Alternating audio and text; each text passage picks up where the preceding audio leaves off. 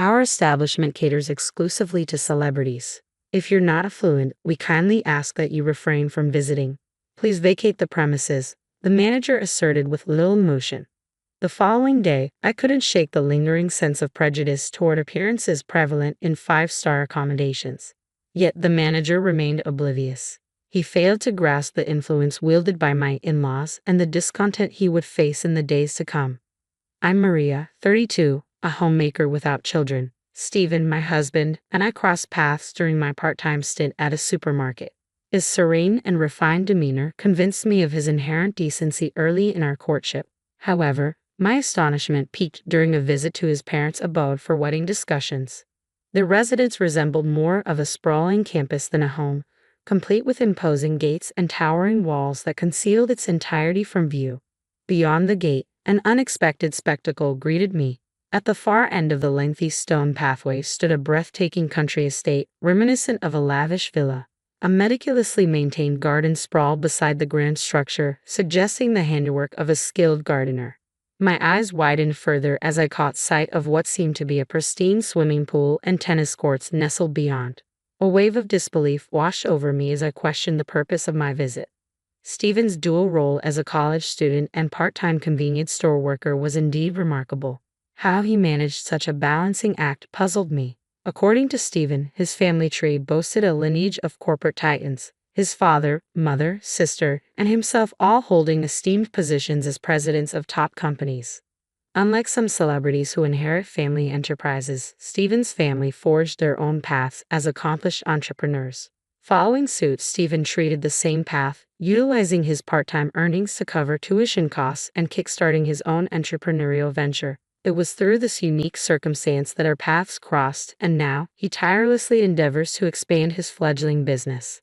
In my family, my father holds a regular job at a company, my mother is a homemaker, and my brother follows suit with his own corporate career. Doubts crept in, making me ponder whether I could truly fit into Stephen's world as his wife. However, Stephen remained unperturbed. What drew me to you was your warmth and joy. You're the one I envisioned sharing my life with, he reassured me. I made the decision to place my trust in Stephen and stand by his side, yet concerns loomed regarding my prospective in-laws. Would they view me, a commoner, as an adequate match for their son? Anxiety gnawed at my heart, fearing I might disappoint them. However, upon meeting Stephen's family, my apprehensions melted away. They embraced me with genuine warmth and hospitality, expressing delight that Stephen had finally brought a woman home. My father-in-law, in particular, seemed to take a liking to me. Maria, you possess a rare beauty, inside and out. Your upbringing shines through in your demeanor. Stephen's choice is impeccable, my mother-in-law praised. Both my mother-in-law and sister-in-law exuded warmth and kindness, and by the time our visit concluded, we had formed a genuine bond, evolving into good friends. Likewise, my own parents found solace in Stephen's gentle and composed nature, swiftly granting their blessing for our union. With their approval secured, our marriage proceeded seamlessly. As Stephen embarked on his entrepreneurial journey, he expressed his desire for me to leave my job and embrace the role of a full-time homemaker to support him. We settled into an apartment close to my in-laws' residence, relishing the early days of our marriage. Occasionally, we'd gather for dinner parties and barbecues at my in-laws, who, despite their hectic schedules, embrace Annie, our live-in nanny, as part of the family. Witnessing their genuine kindness left a lasting impression on me, reassuring me that I could be myself without feeling intimidated by their celebrity status. As 3 months elapsed since our nuptials, we decided to host a grand celebration for my father-in-law's 60th birthday. Wanting to reciprocate the care and hospitality shown to us during our wedding, Stephen and I took charge of arranging the festivities. With Stephen preoccupied with work, the responsibility fell on my shoulders, a decision we reached after discussing it together. Your father adores you, Maria, so you have the freedom to choose. I believe he'll be happy anywhere and with anything, Stephen assured me. Accepting that I had the liberty to make my own decisions proved to be the most challenging aspect.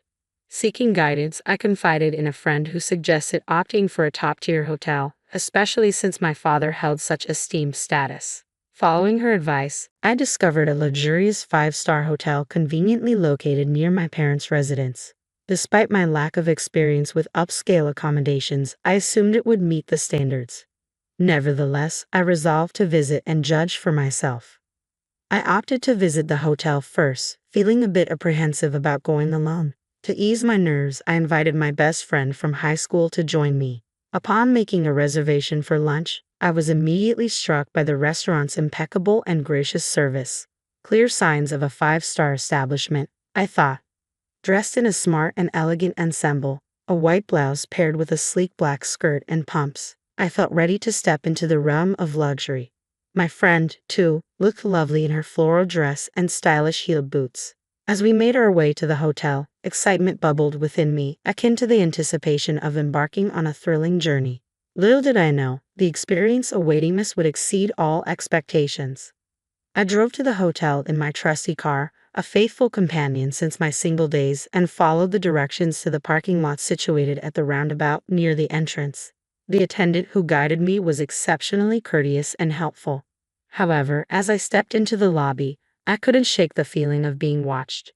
A sharply dressed man caught my attention. His stern gaze seemed to pierce through me. Though he bore the demeanor of a hotel staff member, neither my friend nor I recognized him. His impeccable suit and poised posture exuded an air of authority. I couldn't fathom why he was scrutinizing us so intently. Descending into the underground parking lot, I couldn't help but feel a twinge of self-consciousness as my modest car stood amidst a lineup of sleek black luxury vehicles. Observing some guests being chauffeured in with doors ceremoniously opened for them only added to my unease. Tempted to hail a cab, I hesitated, knowing it would only delay my arrival when I was already so close to home.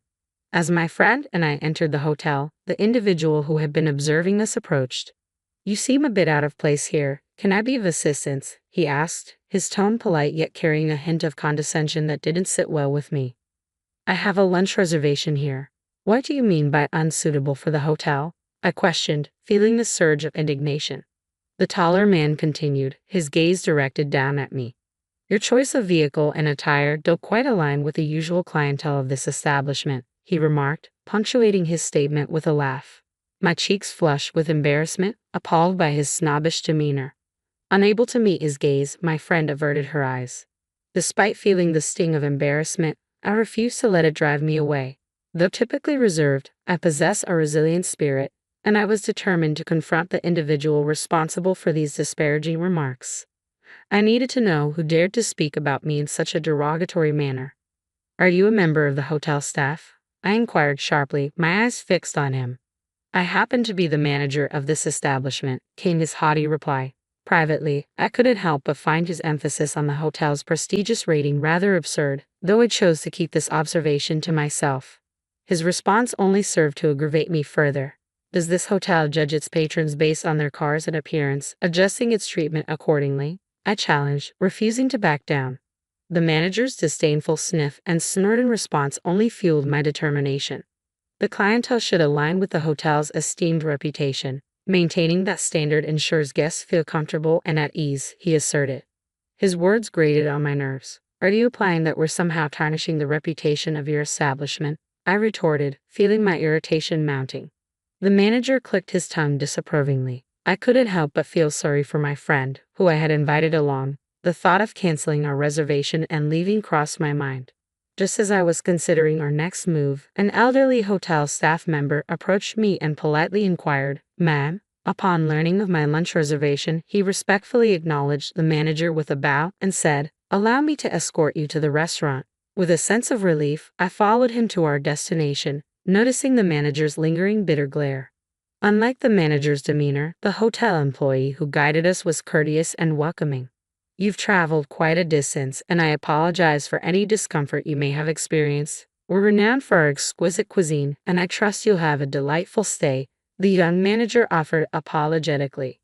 I couldn't help but wonder how such a youthful figure found himself at the helm of such a prestigious establishment. He explained that the hotel's previous owner had retired, passing the reins to his younger brother, with his son assuming the role of manager.